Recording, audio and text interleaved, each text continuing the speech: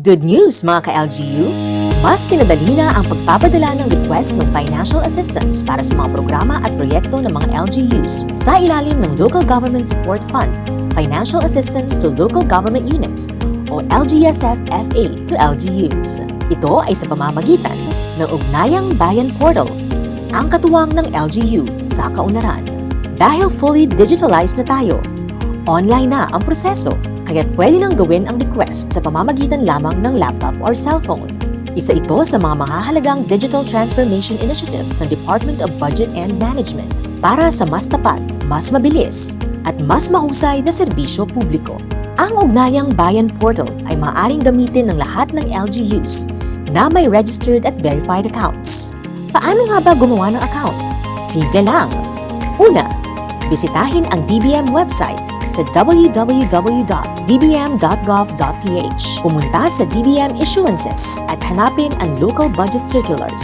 Sa ilalim ng 2026 tab, piliin ang Local Budget Circular at i-click ang Download Annex B, LGU User Registration Form.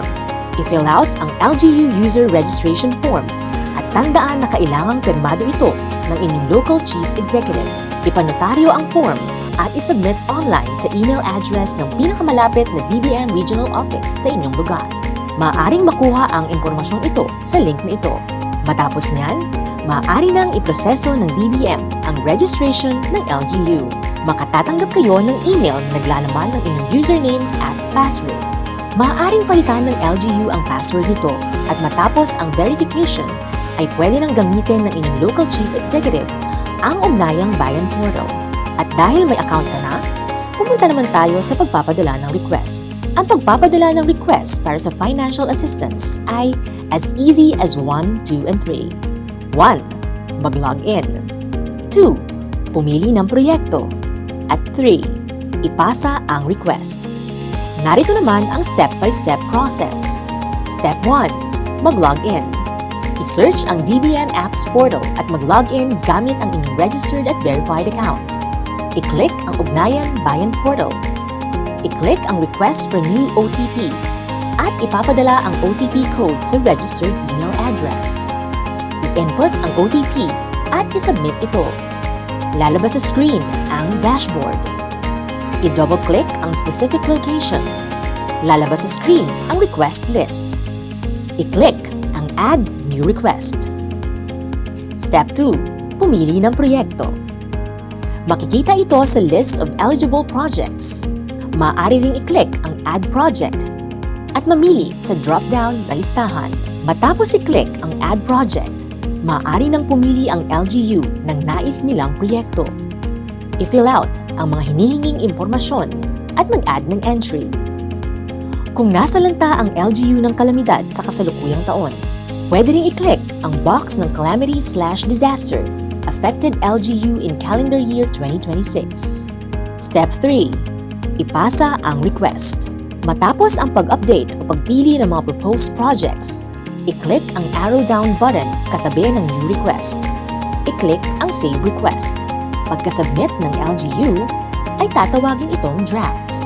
I-click ang arrow down button na katabi ng draft at i-click ang Save Request. Pagkatapos ay i-click ang Submit Request. Matapos masubmit ang request, basahin at suriin ang attestations at i-click ang Submit. Ang attestations ay mga pagpapatunay ng LGU patungkol sa mga proyektong nais i-request sa ilalim ng LGSF-FA to LGUs. Sa pamamagitan ng mga ito, sinasang-ayunan at pinagtitibay ng LGU ang kanyang responsibilidad at pananagutan sa paghahanda at pagpapatupad ng mga proyekto. Siguraduhin na tama ang contact details ng inyong Local Chief Executive na lalabas sa screen at pagkatapos ay i-click ang Submit. Matapos i-submit, ay makikita sa dashboard ang submitted status sa Ugnayang Bayan Portal. Makikita ang detalye ng request sa LGU Request tab kasama ang tracking number nito. Pwede ring i-view o i-download ang kopya ng inyong request sa pamamagitan ng portal. Lalabas ang kopya ng System-Generated Special Budget Request, attestations at contact details ng Local Chief Executive. May kasama rin itong project profile for motor vehicles kung may request para sa pagbili ng sasakyan.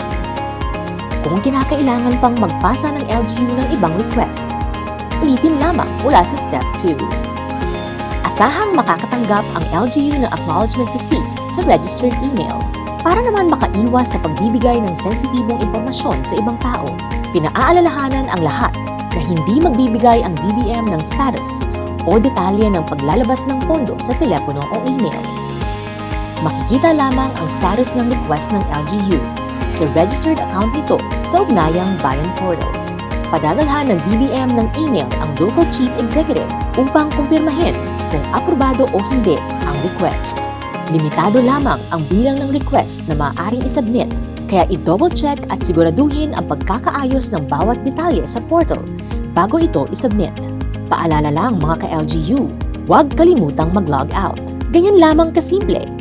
At yan ang mas pinahusay, mas pinabilis, at mas epektibong proseso ng pag-request ng financial assistance ng ating mga LGUs para sa kani-kanilang programa at proyekto.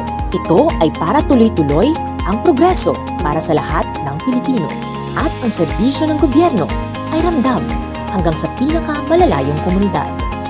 Dahil sa bagong Pilipinas, bawat bayan mahalaga, bawat bayan makikinabang. Kaya't ang ugnayang Bayan Portal, katuwang ng LGU sa kaunlaran.